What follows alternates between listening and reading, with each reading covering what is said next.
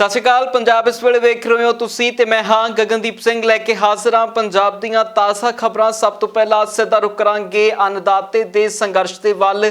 ਕਿਸਾਨਾਂ ਦਾ ਸੰਘਰਸ਼ ਲਗਾਤਾਰ ਜਾਰੀ ਹੈ ਤੇ ਕਿਸਾਨ ਪੰਜਾਬ ਤੋਂ ਲੈ ਕੇ ਹੁਣ ਤੱਕ ਜਦੋਂ ਦਾ ਦਿੱਲੀ ਮੋਰਚਾ ਲੱਗਿਆ ਤਾਂ 90 ਦਿਨ ਦੇ ਕਰੀਬ ਦਾ ਸਮਾਂ ਕਿਸਾਨਾਂ ਨੂੰ ਹੋ ਚੁੱਕਿਆ ਹੈ ਜਦੋਂ ਤੋਂ ਉਹ ਇਹਨਾਂ ਖੇਤੀ ਕਾਨੂੰਨਾਂ ਦੇ ਖਿਲਾਫ ਪ੍ਰਦਰਸ਼ਨ ਕਰ ਰਹੇ ਨੇ। ਸੋ ਕਿਸਾਨਾਂ ਦੀ ਹੁਣ ਮੰਗ ਹੈ ਕਿ ਇਹਨਾਂ ਖੇਤੀ ਕਾਨੂੰਨਾਂ ਨੂੰ ਰੱਦ ਕੀਤਾ ਜਾਵੇ ਤੇ ਕੇਂਦਰ ਸਰਕਾਰ ਦਾ ਕਹਿਣਾ ਹੈ ਕਿ ਇਹਨਾਂ ਦੇ ਵਿੱਚ ਸੋਧ ਹੋ ਸਕਦੀ ਹੈ, ਕਾਨੂੰਨ ਰੱਦ ਨਹੀਂ ਹੋਣਗੇ, ਜਿਸ ਨੂੰ ਲੈ ਕੇ ਰੇੜਕਾ ਲਗਾਤਾਰ ਵਧਦਾ ਜਾ ਰਿਹਾ। ਸੋ ਇਸ ਸਾਰੇ ਮਸਲੇ ਦੇ ਉੱਤੇ ਸੰਗੂ ਬਾਰਡਰ ਦੇ ਉੱਤੇ ਕਿਸਾਨ ਜਥੇਬੰਦੀਆਂ ਨੇ ਮੀਟਿੰਗ ਤੋਂ ਬਾਅਦ ਪ੍ਰੈਸ ਵਾਰਤਾ ਕੀਤੀ ਹੈ ਕਿ ਕੁਝ ਕਹਿਣਾ ਕਿਸਾਨਾਂ ਦਾ ਉਹ ਸੁਣਦੇ ਹਾਂ। ਜਿਵੇਂ ਸਰਕਾਰ ਅਗਰ ਸਰਕਾਰ ਸਿਆਣੀ ਹੋਵੇ ਤਾਂ ਸਰਕਾਰ ਨੂੰ ਇਹ ਮੰਗ ਮੰਨ ਲੈਣੀ ਚਾਹੀਦੀ ਹੈ। ਤੁਸੀਂ ਰੋਜ਼ ਦੇਖ ਰਹੇ ਹੋ ਸਾਨੂੰ ਦੇਸ਼ਾਂ ਵਿਦੇਸ਼ਾਂ ਦੇ ਵਿੱਚੋਂ ਬਹੁਤ ਵੱਡੀ ਪੱਧਰ ਦੇ ਉੱਤੇ ਸਮਰਥਨ ਮਿਲ ਰਿਹਾ ਹੈ ਔਰ ਮੈਨੂੰ ਜਿੱਥੋਂ ਤੱਕ ਉਮੀਦ ਲੱਗਦੀ ਹੈ ਕਿ ਇਹ ਸਰਕਾਰ ਨੂੰ ਇਹ ਜਨ ਅੰਦੋਲਨ ਬਣ ਗਿਆ। ਸਾਡੇ ਆਮ ਔਰਤਾਂ, ਸਾਡੇ ਆਮ ਪਰਿਵਾਰ, ਆਮ ਲੋਕ ਜਿਨ੍ਹਾਂ ਦਾ ਖੇਤੀ ਨਾਲ ਦੂਰ ਦਾ ਵੀ ਵਾਸਤਾ ਨਹੀਂ, ਉਹ ਅੱਜ ਇਸ ਅੰਦੋਲਨ ਦੇ ਵਿੱਚ ਸ਼ਾਮਲ ਹੋ ਰਹੇ ਨੇ। ਤਾਂ ਇਹ ਇੱਕ ਜਨ ਅੰਦੋਲਨ ਹੈ। ਇਹ ਜਨ ਅੰਦੋਲਨ ਤੋਂ ਸਰਕਾਰ ਨੂੰ ਸਬਕ ਸਿੱਖ ਲੈਣਾ ਚਾਹੀਦਾ। ਇਕੱਲੇ MSP ਦੀ ਮੰਗ ਨਹੀਂ ਹੈ। ਸਾਡੀ ਮੇਨ ਮੰਗ ਕੀ ਹੈ? ਸਾਡੀ ਮੇਨ ਮੰਗ ਹੈ ਕਿ ਇਹ ਜਿਹੜੇ ਤਿੰਨੇ ਕਾਨੂੰਨ ਰੱਦ ਹੋਣ। ਉਸ ਤੋਂ ਅੱਗੇ ਜਾ ਕੇ MSP ਦੀ ਗੱਲ ਹੈ। MSP ਨੂੰ ਮੂਹਰੇ ਲਿਆਉਣਾ ਔਰ ਕਾਨੂੰਨਾਂ ਨੂੰ ਪਿੱਛੇ ਕਰਨਾ, ਇਸ ਇੱਥੇ ਪਹਿਲੀ ਤਾਂ ਗੱਲ ਸਾਨੂੰ ਇਸੇ ਗੱਲ ਤੇ ਹੀ ਨਾਰਾਜ਼ਗੀ ਹੈ ਕਿ ਜਿਹੜੀ ਸਾਡੀ ਮੇਨ ਮੰਗ ਹੈ ਸਰਕਾਰ ਨੂੰ ਪਿੱਛੇ ਲਿਜਾ ਰਹੀ ਹੈ ਤੇ ਜਿਹੜੀ ਸਾਡੀ ਸੈਕਿੰਡ ਹੈ ਉਹਨੂੰ ਮੂਹਰੇ ਲਿਆ ਰਹੀ ਹੈ। ਦੇਖੋ, ਸਾਡਾ ਸਰਕਾਰ ਨਾਲ ਕੋਈ ਡਾਇਲੋਗ ਨਹੀਂ ਇਹਨਾਂ ਟਾਈਮਾਂ ਦੇ ਵਿੱਚ।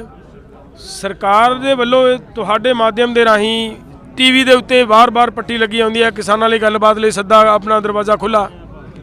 ਮੈਂ ਕਹਿੰਦਾ ਸਰਕਾਰ ਅਗਰ ਕਿਸਾਨਾਂ ਨੇ ਉਸੇ ਗੱਲ ਤੇ ਗੱਲਬਾਤ ਕਰਨੀ ਹੈ ਤਾਂ ਫਿਰ ਤਾਂ ਉਹ ਮੰਗ ਸਾਨੂੰ ਤੁਹਾਡਾ ਪ੍ਰਪੋਜ਼ਲ ਰੱਦ ਕਰਨ ਦੀ ਲੋੜ ਹੀ ਨਹੀਂ ਸੀ। ਉਹ ਪ੍ਰਪੋਜ਼ਲ ਰੱਦ ਹੋ ਚੁੱਕੀ ਹੈ ਤਾਂ ਉਸ ਪ੍ਰਪੋਜ਼ਲ ਦੇ ਉੱਤੇ ਕਿਸੇ ਤਰ੍ਹਾਂ ਵੀ ਗੱਲਬਾਤ ਕਰਨ ਦੀ ਕੋਈ ਤੁਕੜੀ ਬਣਦੀ ਸਰਕਾਰ ਅੱਗੇ ਮਤਲਬ ਨਵੀਂ ਚੀਜ਼ ਲੈ ਕੇ ਆ। ਇਸੇ ਹੀ ਗੱਲ ਦੇ ਉੱਤੇ ਬਹੁਤ ਵਾਰ ਸਾਡਾ ਜਦੋਂ ਸਾਡੇ ਆਮ ਭਾਸ਼ਣ ਤੇ ਆਮ ਬਹਿਸ ਹੁੰਦੀ ਹੈ ਉਦੋਂ ਇਸੇ ਗੱਲ ਤੇ ਹੁੰਦੀ ਹੈ ਕਿ ਜੇ ਤੁਸੀਂ ਮਤਲਬ ਤੁਹਾਡੇ ਕਾਨੂੰਨ ਬਹੁਤ ਚੰਗੇ ਹੈ ਤਾਂ ਪਹਿਲਾਂ ਬਿਹਾਰ ਦੇ ਕਿਸਾਨਾਂ ਨੂੰ ਸਮਰੱਥ ਕਰ लो, ਉਹਨਾਂ ਨੂੰ ਠੀਕ ਕਰ लो। ਜਦੋਂ ਉਹ ਠੀਕ ਹੋ ਗਏ ਅਸੀਂ अपने आप ਮੰਗ कर लाएंगे, सानू दे दो। मतलब भाई बिहार वाली पोजीशन पूरे इंडिया में लागू करना चाहिए। पूरे इंडिया, हाँ, सबसे बड़ी बात ये है कि बिहार की हालत पूरे इंडिया ਦੇ ਵਿੱਚ ਕਰਨੀ ਚਾਹੁੰਦੀ ਹੈ ਸਰਕਾਰ, ਜਦੋਂ ਕਿ ਪੰਜਾਬ ਵਾਲੀ ਹਾਲਤ ਪੂਰੇ ਦੇਸ਼ ਦੇ ਵਿੱਚ ਕਰਨੀ ਮਤਲਬ ਸਰਕਾਰ ਲਈ ਜ਼ਰੂਰਤ ਚਾਹੀਦੀ ਹੈ।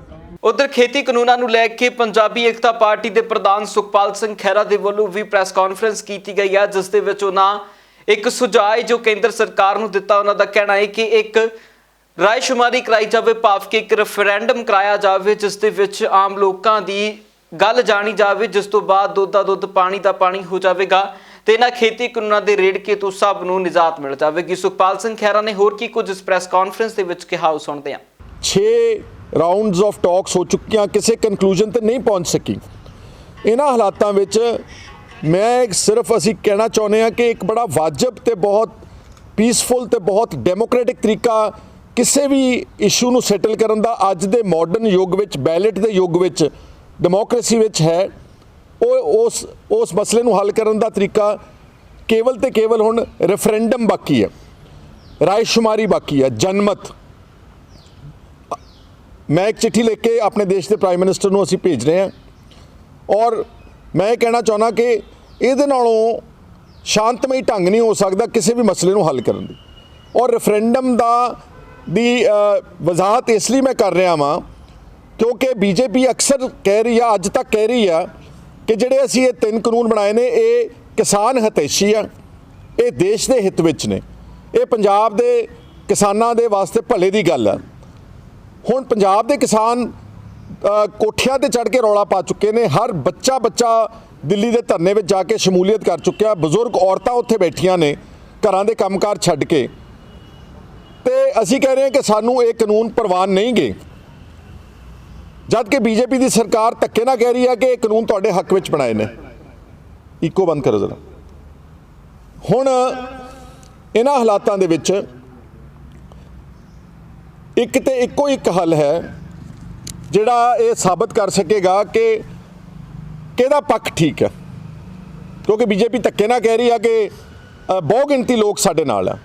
ਇਸ ਲਈ ਇਸ ਡੈਡਲੌਕ ਨੂੰ ਤੋੜਨ ਵਾਸਤੇ ਔਰ ਇੱਕ ਕਿਸੇ ਕ੍ਰਾਈਸਿਸ ਨੂੰ ਖਤਮ ਕਰਨ ਵਾਸਤੇ ਮੇਰੀ ਇਹ ਸੁਝਾਅ ਆ ਸਾਡੇ ਇਸ ਦੇਸ਼ ਦੇ ਸਰਕਾਰ ਨੂੰ ਕਿ ਤੁਸੀਂ ਇੱਕ ਰਾਏਸ਼ੁਮਾਰੀ ਕਰਾ ਲਓ ਪੰਜਾਬ ਦੇ ਵਿੱਚ, ਰਾਏਸ਼ੁਮਾਰੀ ਕਰਾ ਲਓ ਪੰਜਾਬ ਹਰਿਆਣੇ ਵਿੱਚ ਮੈਕਸਿਮਮ, ਜਿੱਥੇ ਲੋਕ ਇਹਦਾ ਡਟ ਕੇ ਵਿਰੋਧ ਕਰ ਰਹੇ ਨੇ। ਜਨਮਤ ਕਰਾ ਲਓ, ਰੈਫਰੈਂਡਮ ਹੋਲਡ ਕਰ ਲਓ, ਜਿਹੜੀ ਧਿਰ ਜਿੱਤ ਜਾਵੇਗੀ ਉਸ ਦੀ ਗੱਲ ਮੰਨ ਲਵੋ ਤੁਸੀਂ ਸਾਰੇ ਜਾਣੇ।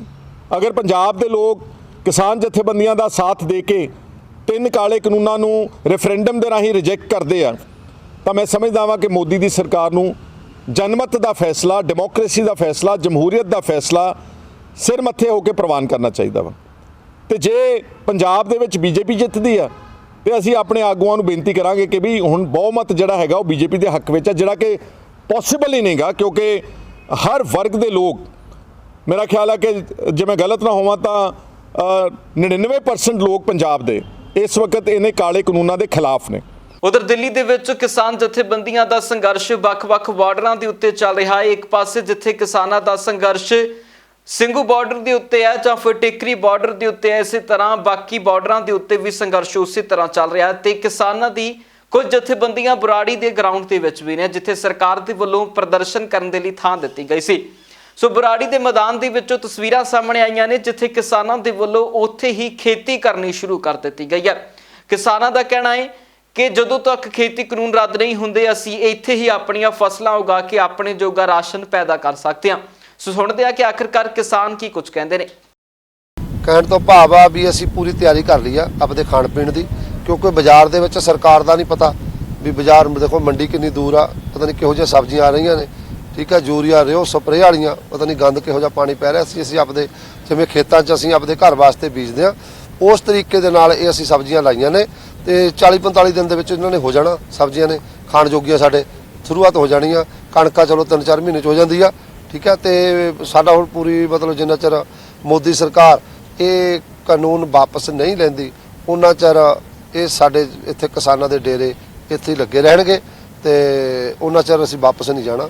ਤੇ ਅਸੀਂ ਘਰੇ ਵੀ ਖੇਤੀ ਕਰਦੇ ਆ, ਇੱਥੇ ਵੀ ਖੇਤੀ ਕਰਦੇ ਆ, ਸਾਨੂੰ ਨਾ ਘਰ ਦਾ ਫਰਕ ਆ ਨਾ ਇੱਥੇ ਦਾ ਕੋਈ ਫਰਕ ਆ। ਉਧਰ ਦਿੱਲੀ ਦੇ ਜੰਤਰ ਮੰਤਰ ਦੇ ਉੱਤੇ ਵੀ 9ਵਾਂ ਦਿਨ ਬਤੀਤ ਹੋ ਗਿਆ। ਪੰਜਾਬ ਦੇ ਸੰਸਦ ਮੈਂਬਰਾਂ ਨੂੰ ਜੋ ਲਗਾਤਾਰ ਪ੍ਰਦਰਸ਼ਨ ਕਰ ਰਹੇ ਨੇ ਪਾਰਲੀਮੈਂਟ ਸੈਸ਼ਨ ਬੁਲਾਉਣ ਦੇ ਲਈ, ਪਰ ਕੇਂਦਰ ਸਰਕਾਰ ਦੇ ਵੱਲੋਂ ਸਰਦ ਰੁੱਤ ਦੇ ਪਾਰਲੀਮੈਂਟ ਸੈਸ਼ਨ ਨੂੰ ਰੱਦ ਕਰ ਦਿੱਤਾ ਗਿਆ ਹੈ। ਕੇਂਦਰ ਦਾ ਕਹਿਣਾ ਹੈ ਕਿ ਮਹਾਮਾਰੀ ਦੇ ਚੱਲਦਿਆਂ ਕੇਂਦਰ ਦਾ ਸਰਦ ਰੁੱਤ ਸੈਸ਼ਨ ਨਹੀਂ ਬੁਲਾਇਆ ਜਾ ਸਕਦਾ, ਜਿਸ ਨੂੰ ਲੈ ਕੇ ਹੁਣ ਲਗਾਤਾਰ ਸਿਆਸੀ ਸਮੀਕਰਨ ਬਦਲਦੇ ਨਜ਼ਰ ਆ ਰਹੇ ਨੇ ਤੇ ਸਿਆਸੀ ਬਿਆਨ ਆ ਰਹੇ ਨੇ। ਇਸ ਦੇ ਉੱਤੇ ਉਹਨਾਂ ਸੰਸਦਾਂ ਦਾ ਕੀ ਕਹਿਣਾ ਹੈ ਜੋ ਲਗਾਤਾਰ ਪਾਰਲੀਮੈਂਟ ਸੈਸ਼ਨ ਬੁਲਾਉਣ ਦੇ ਲਈ ਧਰਨੇ ਦੇ ਉੱਤੇ ਨੇ, ਆਓ ਸੁਣਦੇ ਹਾਂ।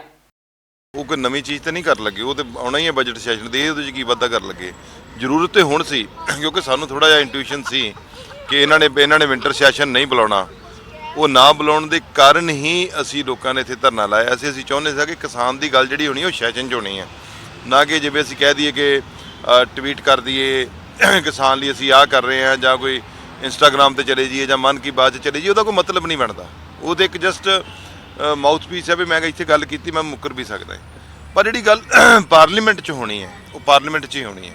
ਸੋ ਅਸੀਂ ਚਾਹੁੰਦੇ ਹਾਂ ਕਿ ਸਰਕਾਰ ਸੈਸ਼ਨ ਬੁਲਾਉਂਦੀ ਔਰ ਪਾਰਲੀਮੈਂਟ 'ਚ ਪ੍ਰਧਾਨ ਮੰਤਰੀ ਜਵਾਬ ਦਿੰਦੇ, ਇਹਨਾਂ ਦੇ ਕ੍ਰਿਸ਼ੀ ਮੰਤਰੀ ਦਿੰਦੇ, ਜਿਹੜੇ ਉਦੋਂ ਪਾਰਲੀਮੈਂਟ 'ਚ ਇੱਕ ਟੋਕ ਕੇ ਕਹਿੰਦੇ ਸੀ ਕਿ ਸੈਸ਼ਨ ਬਿੱਲ ਬਹੁਤ ਵਧੀਆ। ਹੁਣ ਕਿਸਾਨਾਂ ਦੇ ਅੱਗੇ ਗੱਲਾਂ ਮੰਨੀਆਂ, ਗਲਤੀਆਂ ਮੰਨੀਆਂ, ਸਾਡੇ ਤੋਂ ਗਲਤੀਆਂ ਹੋਈਆਂ।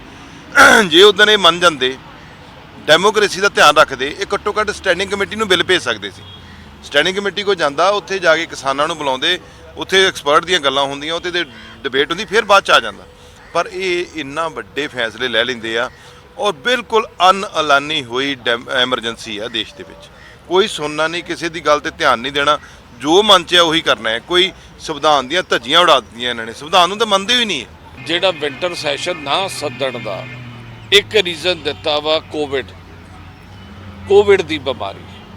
ਜਦੋਂ ਇਹਨਾਂ ਬਿਹਾਰ ਇਲੈਕਸ਼ਨ 'ਚ 50-50 ਹਜ਼ਾਰ ਦਾ ਕੱਟ ਕਰਦਾ ਹੁੰਦਾ, ਉਦੋਂ ਕੋਵਿਡ ਕਿੱਥੇ?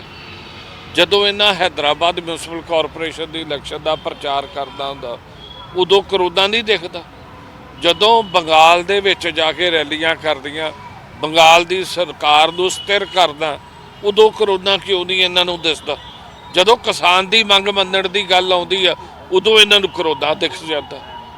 ਜਿੰਨੀ ਦੇਰ ਸਾਡੀ ਇਹ ਮੰਗ, ਇੱਕ ਤਾਂ ਵਿੰਟਰ ਸੈਸ਼ਨ ਬੁਲਾਉਣ ਦੀ, ਦੂਸਰੀ ਸਾਡੀ ਜਿਹੜੀ ਮੰਗ ਸੀਗੀ ਉਹ ਕਿਸਾਨ ਦੇ ਬਿੱਲ ਰੱਦ ਕਰਾਉਣ ਦੀ ਵੀ ਸੀ। ਪਰ ਜਿੰਨੀ ਦੇਰ ਕਿਸਾਨ ਬਾਰਡਰ ਤੇ ਬੈਠਾ, ਅਸੀਂ ਇੱਥੇ ਬਹਿ ਕੇ ਆਪਣਾ ਧਰਨਾ ਜਾਰੀ ਰੱਖ। ਸ਼੍ਰੋਮਣੀ ਅਕਾਲੀ ਦਲ ਦੇ ਪ੍ਰਧਾਨ ਸੁਖਵੀਰ ਸਿੰਘ ਬਾਦਲ ਦੇ ਵੱਲੋਂ ਭਾਜਪਾ ਨੂੰ ਲੈ ਕੇ ਵਿਵਾਦਤ ਟਿੱਪਣੀ ਕਰ ਦਿੱਤੀ ਗਈ ਹੈ। ਸੁਖਵੀਰ ਸਿੰਘ ਬਾਦਲ ਨੇ ਭਾਜਪਾ ਨੂੰ ਟੁਕੜੇ-ਟੁਕੜੇ ਗੈਂਗ ਦੇ ਨਾਲ ਸੰਬੋਧਨ ਕੀਤਾ ਹੈ, ਜਿਸ ਤੋਂ ਬਾਅਦ ਇਸ ਬਿਆਨ ਨੂੰ ਲੈ ਕੇ ਸਿਆਸਤ ਕਰਮਾਈ ਹੈ ਤੇ ਭਾਜਪਾ ਦੇ ਪ੍ਰਤੀਕਰਮ ਵੀ ਇਸ ਦੇ ਉੱਤੇ ਆਉਣੇ ਸ਼ੁਰੂ ਹੋ ਚੁੱਕੇ ਨੇ। ਪਹਿਲਾਂ ਸੁਖਵੀਰ ਸਿੰਘ ਬਾਦਲ ਦਾ ਬਿਆਨ ਸੁਣਾਉਂਦੇ ਆ ਤੇ ਉਸ ਤੋਂ ਬਾਅਦ ਭਾਜਪਾ ਦੇ ਸਪੋਕਸਪਰਸਨ ਅਨਿਲ ਸਰੀਨ ਦਾ ਕੀ ਕੁਝ ਕਹਿਣਾ ਉਹ ਵੀ ਸੁਣਾਵਾਂਗੇ।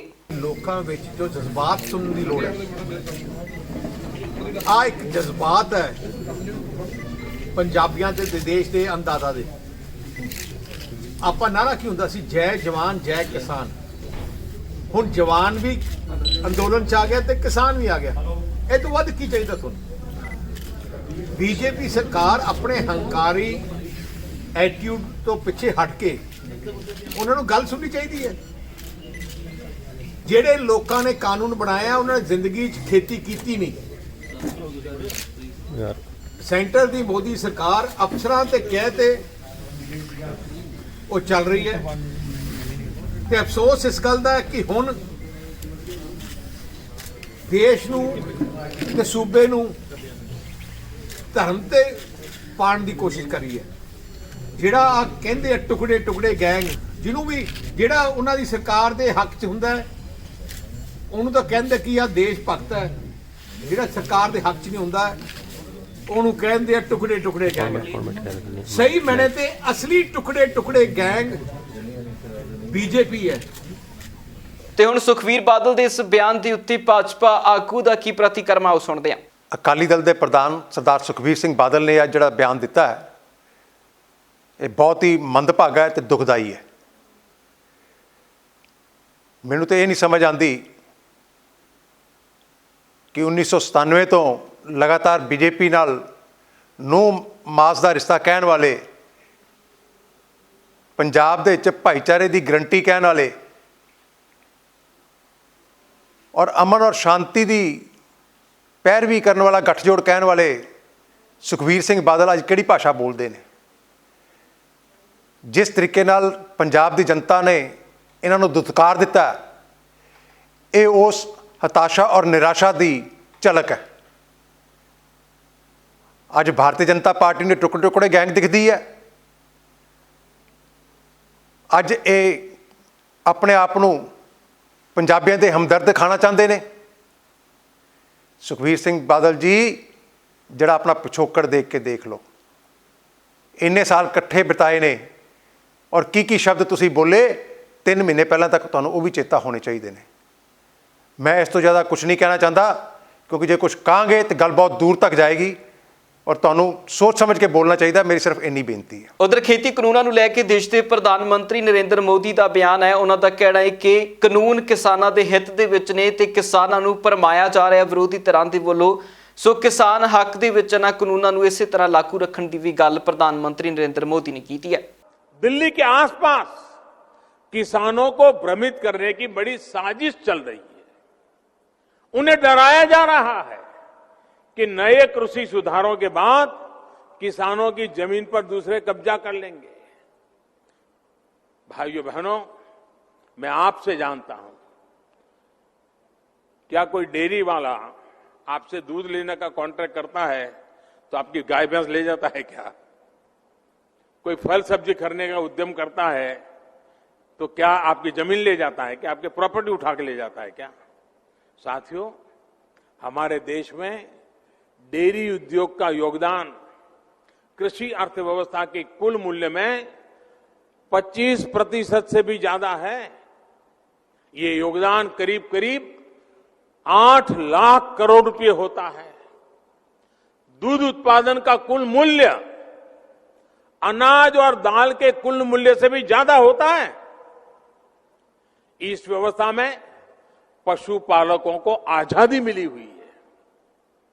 आज देश पूछ रहा है कि ऐसी ही आजादी अनाज और दाल पैदा करने वाले छोटे और सीमांत किसानों को क्यों नहीं मिलनी चाहिए?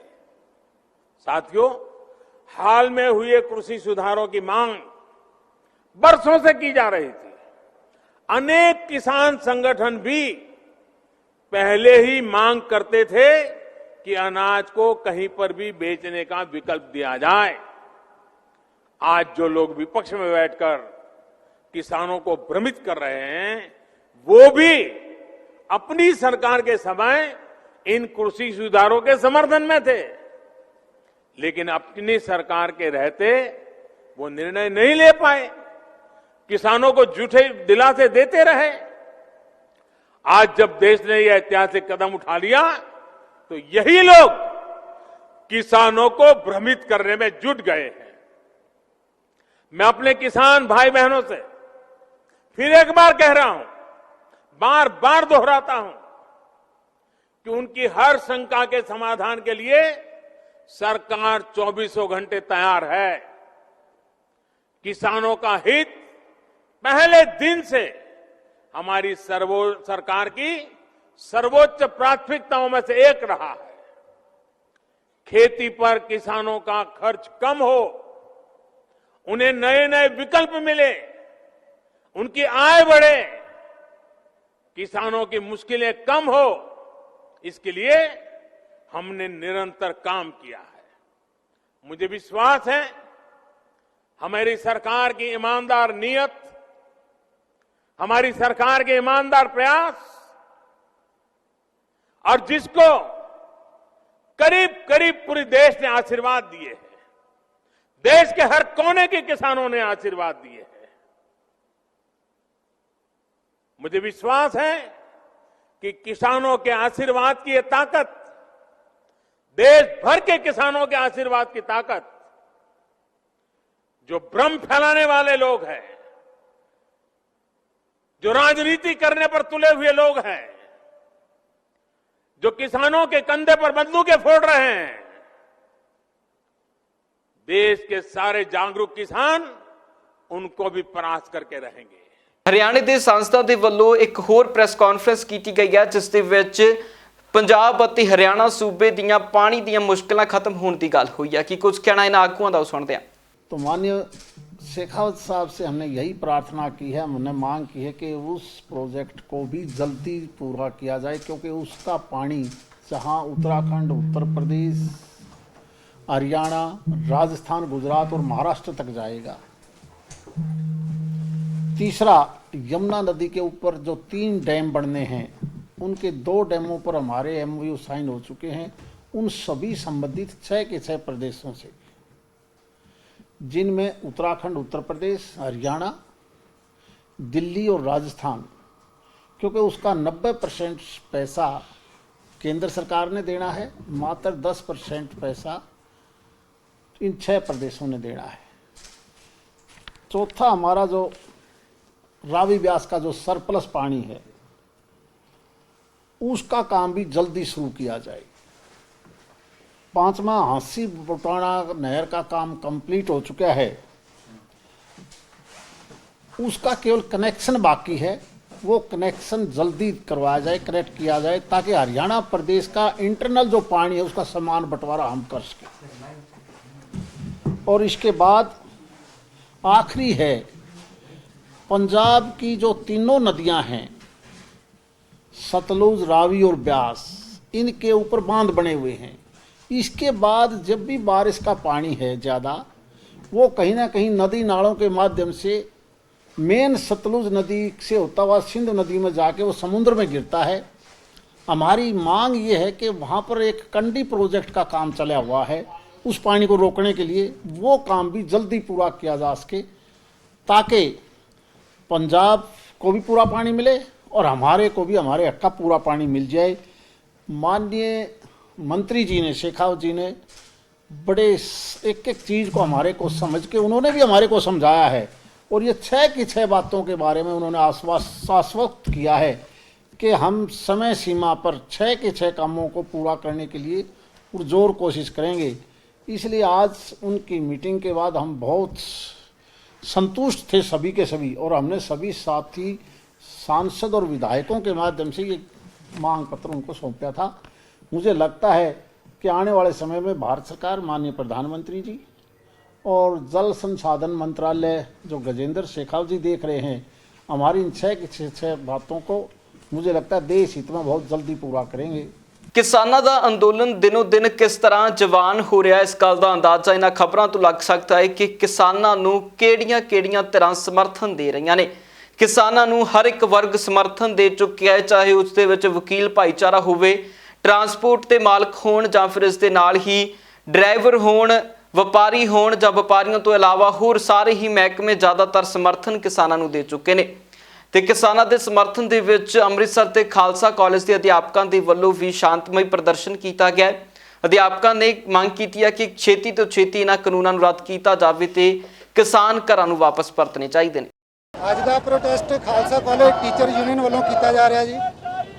ਅੱਜ ਇੱਥੇ ਖਾਲਸਾ ਕਾਲਜ ਟੀਚਰ ਯੂਨੀਅਨ ਔਰ Khalsa college non teaching union ਦੇ ਨੁਮਾਇੰਦੇ ਔਰ ਸਾਰਾ ਸਟਾਫ ਪਹੁੰਚਿਆ ਹੈ। ਅਸੀਂ ਕਿਸਾਨਾਂ ਦੇ ਹੱਕ 'ਚ ਅੱਜ ਦਾ ਇਹ ਵਿਰੋਧ ਪ੍ਰਦਰਸ਼ਨ ਕਰ ਰਹੇ ਹਾਂ ਜੀ। ਜਿਹੜਾ ਕਾਲਾ ਕਾਨੂੰਨ ਕੇਂਦਰ ਸਰਕਾਰ ਨੇ ਪਾਸ ਕੀਤਾ ਹੈ ਬਹੁਤ ਹੀ ਮਾਰੂ ਹੈ ਔਰ ਕਿਸਾਨ ਲਗਾਤਾਰ ਇਸ ਦਾ ਬੜੀ ਦੇਰ ਤੋਂ ਵਿਰੋਧ ਕਰ ਰਹੇ ਆ, ਬੜਾ ਸ਼ਾਂਤਮਈ ਵਿਰੋਧ ਕਰ ਰਹੇ ਆ, ਪਰ ਕੇਂਦਰ ਸਰਕਾਰ ਹਾਲੇ ਤੱਕ ਉਹਨਾਂ ਦੀਆਂ ਮੰਗਾਂ ਵੱਲ ਕੋਈ ਧਿਆਨ ਨਹੀਂ ਦੇ ਰਹੀ। ਸਾਡੀ ਇਹ ਮੰਗ ਹੈ ਕਿ ਕੇਂਦਰ ਸਰਕਾਰ ਜਲਦੀ ਤੋਂ ਜਲਦੀ ਕਿਸਾਨਾਂ ਨਾਲ ਇਨਸਾਫ ਕਰੇ ਔਰ ਉਹਨਾਂ ਦੀ ਹੱਕੀ ਮੰਗ ਜਿਹੜੀ ਆ ਇਹ ਕਿਸਾਨ ਵਿਰੋਧੀ ਖੇਤੀ ਕਾਨੂੰਨ ਬਿੱਲ ਜਿਹੜਾ ਹੈ ਇਹਨੂੰ ਰੱਦ ਕਰੇ। ਨਹੀਂ ਤਾਂ ਜਿਸ ਤਰ੍ਹਾਂ ਤੁਸੀਂ ਦੇਖ ਰਹੇ ਹੋ ਕਿ ਸਾਰੀ ਦੁਨੀਆ ਦੇ ਵਿੱਚ ਕਿਸਾਨਾਂ ਦਾ ਸਮਰਥਨ ਹੋ ਰਿਹਾ ਹੈ, ਦੇਸ਼ ਦੇ ਵਿੱਚ ਕੀ ਵਿਦੇਸ਼ਾਂ ਤੋਂ ਵੀ ਬਹੁਤ ਸਮਰਥਨ ਮਿਲ ਰਿਹਾ ਹੈ, ਕਿਉਂਕਿ ਉਹਨਾਂ ਦਾ ਇਹ ਪ੍ਰਦਰਸ਼ਨ ਜਿਹੜਾ ਹੈ ਮੰਗ ਜਿਹੜੀ ਹੈ ਬਿਲਕੁਲ ਜਾਇਜ਼ ਹੈ। ਅੱਜ ਅਸੀਂ ਇੱਥੇ ਖਾਲਸਾ ਕਾਲਜ ਅਧਿਆਪਕ ਯੂਨੀਅਨ ਤੇ ਨਾਨ ਟੀਚਿੰਗ ਯੂਨੀਅਨ ਵੱਲੋਂ ਕਿਸਾਨਾਂ ਦੇ ਸੰਘਰਸ਼ ਦਾ ਸਮਰਥਨ ਕਰਨ ਵਾਸਤੇ ਇਕੱਤਰ ਹੋਏ ਆ। ਅਸੀਂ ਕਿਸਾਨਾਂ ਦੇ ਸੰਘਰਸ਼ ਦਾ ਪੁਰਜ਼ੋਰ ਸਮਰਥਨ ਕਰਦੇ ਹਾਂ, ਕਿਉਂਕਿ ਕਿਸਾਨ ਹੀ ਹੈ ਜਿਹੜਾ ਹਰ ਇੱਕ ਨੂੰ ਰੋਟੀ ਦਾ ਪ੍ਰਬੰਧ ਜਿਹੜਾ ਕਰਦਾ ਹੈ। ਇਸ ਕਰਕੇ ਸਾਡੇ ਹਰ ਇੱਕ ਦਾ ਫਰਜ਼ ਬਣਦਾ ਕਿ ਉਹ ਤਨ ਮਨ ਧਨ ਦੇ ਨਾਲ ਇਸ ਸੰਘਰਸ਼ ਦੇ ਵਿੱਚ ਕਿਸਾਨਾਂ ਦਾ ਸਾਥ ਦੇਵੇ। ਇਹ ਕਿਸਾਨਾਂ ਦਾ ਸੰਘਰਸ਼ ਜਿਹੜਾ ਹੈ ਇਹ ਇਸ ਤਰ੍ਹਾਂ ਹੈ ਕਿ ਜਿਵੇਂ ਪਰਮਾਤਮਾ ਵੱਲੋਂ ਹੀ ਆਵਾਜ਼ ਆਈ ਹੈ। ਇਹਨਾਂ ਕਿਸਾਨਾਂ ਦੇ ਵਿੱਚ ਇੰਨੀ ਤਾਕਤ, ਇੰਨਾ ਜਜ਼ਬਾ ਪਰਮਾਤਮਾ ਨੇ ਭਰਿਆ ਹੈ ਤੇ ਅਸੀਂ ਕੇਂਦਰ ਸਰਕਾਰ ਨੂੰ ਬੇਨਤੀ ਕਰਦੇ ਹਾਂ ਕਿ ਉਹ ਇਸ ਜਜ਼ਬੇ ਦੀ ਕਦਰ ਕਰਦਿਆਂ ਹੋਇਆਂ ਆਪਣੀ ਈਗੋ ਛੱਡ ਕੇ, ਆਪਣਾ ਹੰਕਾਰ ਛੱਡ ਕੇ ਇਸ ਅੰਨਦਾਤੇ ਦੇ ਨਾਲ ਇਨਸਾਫ ਕਰਨ, ਤਾਂ ਕਿ ਇੰਨੇ ਲੰਬੇ ਸਮੇਂ ਤੋਂ ਇੰਨੀ ਠੰਡ ਦੇ ਵਿੱਚ ਡਟਿਆ ਹੋਇਆ ਅੰਨਦਾਤਾ ਆਪਣੇ ਘਰ ਆ ਕੇ ਫਿਰ ਦੁਬਾਰਾ ਆਪਣੇ ਖੇਤਾਂ ਦੇ ਵਿੱਚ ਹਲ ਜੋੜ ਸਕੇ। ਸਿੱਖ ਇਤਿਹਾਸ ਦੇ ਵਿੱਚ ਦਸੰਬਰ ਮਹੀਨਾ ਸ਼ਹਾਦਤਾਂ ਦੇ ਨਾਲ ਭਰਿਆ ਹੋਇਆ ਮਹੀਨਾ ਮੰਨਿਆ ਜਾਂਦਾ ਹੈ। 10ਵੇਂ ਪਿਤਾ ਸਾਹਿਬ ਸ੍ਰੀ ਗੁਰੂ ਗੋਬਿੰਦ ਸਿੰਘ ਜੀ ਮਹਾਰਾਜ ਦੇ ਪਰਿਵਾਰ ਵਿਛੋੜੇ ਤੋਂ ਲੈ ਕੇ ਸਾਹਿਬਜ਼ਾਦਿਆਂ ਦੀਆਂ ਸ਼ਹੀਦੀਆਂ ਤੇ ਅਨੇਕਾਂ ਹੋਰ ਸਿੰਘਾਂ ਦੀਆਂ ਸ਼ਹੀਦੀਆਂ ਨੂੰ ਸਮਰਪਿਤ ਸ਼ਹੀਦੀ ਪੰਦਰਵਾੜੇ ਦੀ ਆਰੰਭਤਾ ਬੀਤੇ ਦਿਨੀ ਤਖਤ ਸ੍ਰੀ ਕੇਸਗੜ੍ਹ ਸਾਹਿਬ ਤੋਂ ਅਰਦਾਸ ਕਰਕੇ ਕੀਤੀ ਗਈ ਸੀ। ਸ਼ਹੀਦੀ ਪੰਦਰਵਾੜੇ ਨੂੰ ਲੈ ਕੇ ਗੁਰਦੁਆਰਾ ਸ੍ਰੀ ਭੱਠਾ ਸਾਹਿਬ ਦੇ ਵਿੱਚ ਦੀਪਮਾਲਾ ਵੀ ਕੀਤੀ ਗਈ। ਦੱਸਦੀਏ ਕਿ 16, 17 ਤੇ 18 ਦਸੰਬਰ ਨੂੰ ਇਹ ਜੋੜ ਮੇਲ ਗੁਰਦੁਆਰਾ ਭੱਠਾ ਸਾਹਿਬ ਦੇ ਵਿੱਚ ਰਹੇਗਾ, ਜਿਸ ਤੋਂ ਬਾਅਦ ਸ਼ਹੀਦੀ ਪੰਦਰਵਾੜਾ ਇਤਿਹਾਸਿਕ ਪੱਖਾਂ ਦੇ ਨਾਲ ਹੁੰਦਾ ਹੋਇਆ ਸ਼੍ਰੀ ਫਤਿਹਗੜ੍ਹ ਸਾਹਿਬ ਦੀ ਧਰਤੀ ਤੇ ਵੱਲ ਪਹੁੰਚੇਗਾ। ਜਿਹੜੀ ਗੱਲ ਲੈ ਕੇ ਅੱਜ ਇੱਕ ਕਿਸਾਨ ਤੁਰਿਆ ਹੈ, ਸਾਡੀ ਡੈਮੋਕ੍ਰੇਸੀ ਦਾ ਜੋ ਕਤਲ ਹੋ ਰਿਹਾ ਹੈ, ਸਾਡੇ ਵੱਧ ਅਧਿਕਾਰਾਂ ਦਾ ਜੋ ਅੱਜ ਘਾਣ ਹੋ ਰਿਹਾ ਹੈ, ਉਹਦੇ ਵਾਸਤੇ ਸਾਰੇ ਸੰਸਾਰ ਦੇ ਲੋਕ ਇਕਜੁੱਟ ਹੋ ਗਏ, ਕਿਉਂਕਿ ਅਸੀਂ ਹਮੇਸ਼ਾ ਹੀ ਉਹਨਾਂ ਜ਼ੁਲਮ ਦੇ ਖਿਲਾਫ ਜੇ ਸਿੱਧਕ ਦਲੀ ਨਾਲ ਲੜਾਈ ਲੜਾਂਗੇ, ਜੋ ਗੁਰੂ ਗੋਬਿੰਦ ਸਿੰਘ ਨੇ ਸਾਨੂੰ ਪੈਗਾਮ ਦਿੱਤਾ ਹੈ ਕਿ ਅਸੀਂ ਸਾਰੇ ਇਕੱਤਰ ਹੋ ਕੇ ਲੜਾਈ ਲਵਾਂਗੇ, ਏਕਤਾ ਵਿੱਚ ਰਵਾਂਗੇ ਤੇ ਅਸੀਂ ਲੜਾਈ 'ਚ ਮਿਸ਼ਨ ਵਿੱਚ ਅਸੀਂ ਕਾਮਯਾਬ ਹੋਵਾਂਗੇ। ਸੋ ਮੈਂ ਸਮਝਦੀ ਹਾਂ ਕਿ ਅੱਜ ਮੋਦੀ ਸਾਹਿਬ ਨੂੰ ਇਹ ਦੇਖ ਲੈਣਾ ਚਾਹੀਦਾ ਹੈ ਕਿ ਇਹ ਸੰਸਾਰ ਦੇ ਲੋਕਾਂ ਵਿੱਚ ਗੱਲ ਇੱਕ ਬਾਤ ਆ ਗਈ ਹੈ। ਪੰਜਾਬ ਇਸ ਵੇਲੇ ਦੇ ਵਿੱਚ ਫਿਲਹਾਲ ਦੇ ਲਈ ਨਹੀਂ, ਫਿਰ ਮੁੜ ਹਾਜ਼ਰ ਹੁੰਨੇ ਆ ਨਵੀਆਂ ਤੇ ਤਾਜ਼ਾ ਅਪਡੇਟਸ ਦੇ ਨਾਲ। ਤਦ ਤੱਕ ਲਈ ਮੈਨੂੰ ਦਿਓ ਇਜਾਜ਼ਤ। ਧੰਨਵਾਦ।